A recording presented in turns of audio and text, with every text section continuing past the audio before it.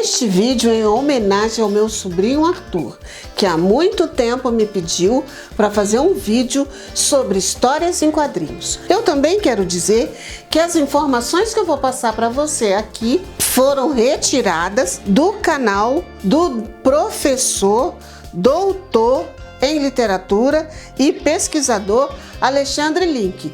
O canal se chama Quadrinhos na Sarjeta. Hoje eu vou falar para vocês sobre a história das histórias em quadrinhos, ou melhor, a diferença que existe nos nomes, nos diversos nomes dados às histórias em quadrinhos. Ao contrário do que muita gente pensa, os quadrinhos não surgiram nos Estados Unidos da América, mas eles se consolidaram naquele país. Lá, essas histórias são comumente chamadas de comics, porque no começo elas eram cômicas, elas tinham um conteúdo humorístico.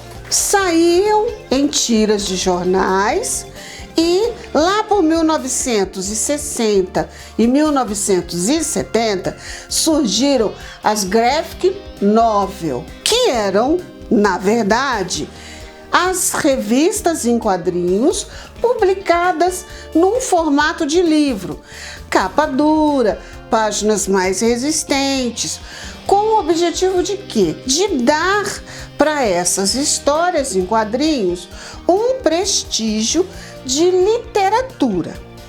Mas continuavam sendo histórias em quadrinhos no formato de livros. Na Itália, histórias em quadrinhos, elas têm outro nome, se chamam fumetto, que significa fumaça, uma referência aos balões, onde são escritos as falas dos personagens.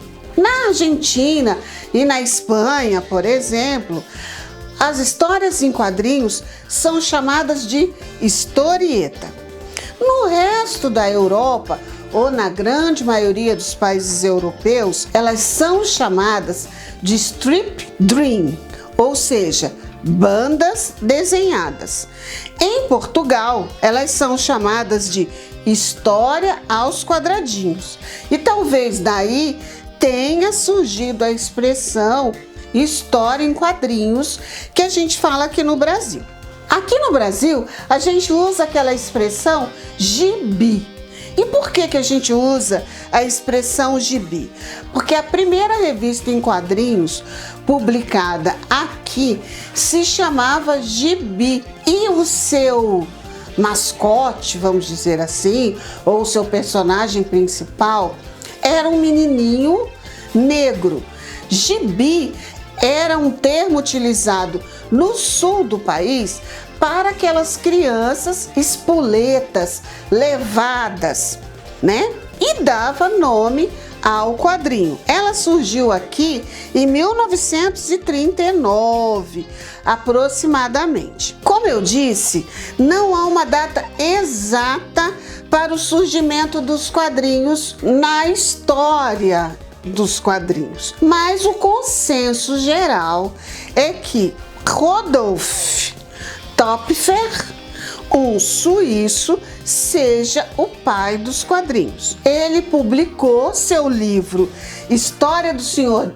Jabot, deve ser Jabot que pronuncia, em 1833, inaugurando as HQs.